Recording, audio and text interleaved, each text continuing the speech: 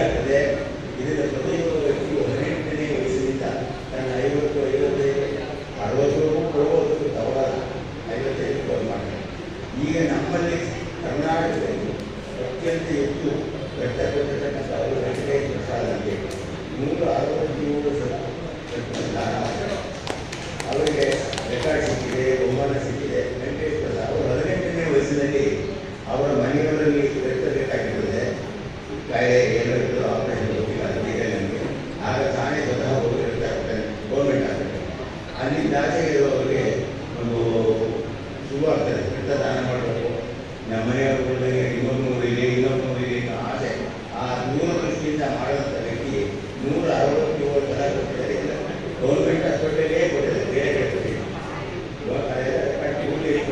ಸರ್ಕಾರದಿಂದ ಸಾಕಷ್ಟು ಬಹುಮಾನಗಳು ಬರುತ್ತಿದೆ.